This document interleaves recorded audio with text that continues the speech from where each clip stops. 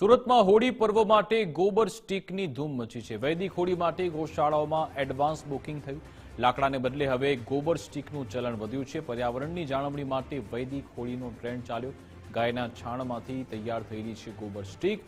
હોળી પૂર્વે ગૌશાળાઓમાં ઉત્પાદન તેજ કરાયું। વર્ષે 1000 મેટ્રિક ટન ગોબર સ્ટીકનું વેચાણ થઈ રહ્યું છે। હોળી પર્વને હવે ગણતરીના દિવસો જ બાકી છે। લાકડા કરતા સસ્તી પડશે હવે ગોબર સ્ટીક। માત્ર 25 રૂપિયા કિલો ગોબર સ્ટીકનું વેચાણ થઈ રહ્યું છે। વૃક્ષોનું નિકંદન અટકાવવાનો ગૌશાળાનો પ્રયાસ છે। ગોબર સ્ટીકથી વાતાવરણ પ્રદૂષિત થતું અટકશે। પાંજરાપોળમાં 60 મેટ્રિક ટન સ્ટીક તૈયાર થઈ વેચાણની આવક ગાયોના નિભાવ માટે પણ વપરાશે।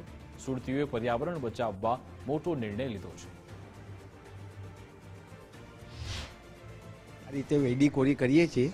આમાં લાકડાનો ઉપયોગ થતો નથી। આ ઇકો હોળી કહેવાય ને દર વર્ષે આનું સારું વેચાણ થાય છે ને દર વર્ષે વધતું જાય છે ધીરે ધીરે। લોકો પણ આના પ્રત્યે આકર્ષાયેલા છે।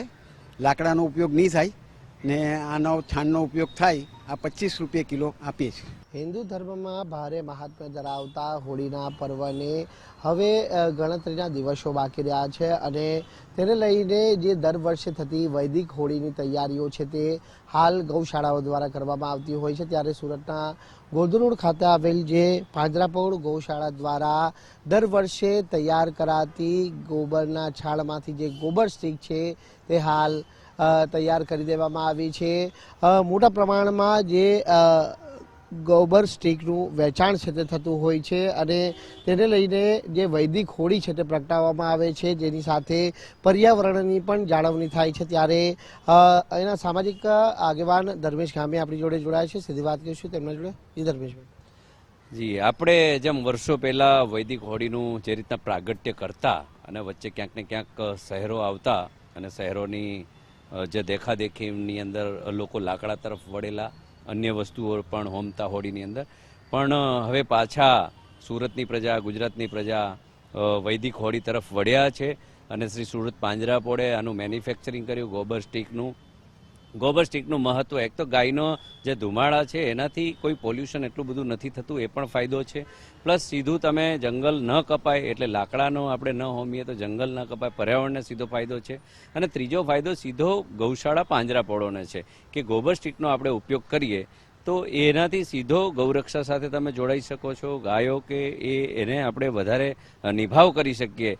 તો આવી રીતના ઘણા બધા સુરતની ગૌશાળા પાંજરાપોળો બનાવી રહ્યા છે ગોબર સ્ટીક, અને જે કંઈ ખરીદનારા લોકો છે એ પણ 25 રૂપિયાથી હોંશે આને ખરીદી કરે છે અને લગભગ ઓલ ઓવર સુરતમાંથી લગભગ 300 થી 400 ટનનો ગોબર સ્ટીકનો ઉપયોગ આ જે હોળીના ભક્તો છે એ લોકો કરી રહ્યા છે। એ બહુ સારી વાત છે।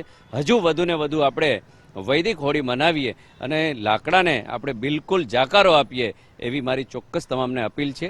એટલે આ ખૂબ જ સારી એક મુમેન્ટ છે ને આ મુમેન્ટને આપણે બધા વધાવીએ અને આપણી સુરક્ષા કરીએ, પર્યાવરણની સુરક્ષા કરીએ, ગાયોનું જતન કરીએ તો આપણા બધા માટે ઓલ ઓવર સારું।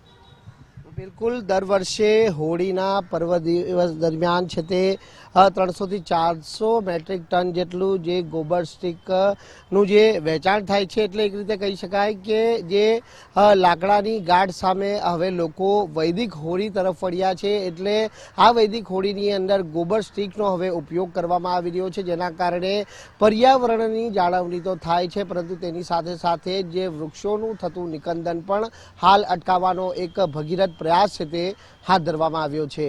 કેમેરામેન દેવાંગ રાણા સાથે રાકેશ બ્રહ્મભટ્ટ, ગુજરાત ફર્સ્ટ, સુરત।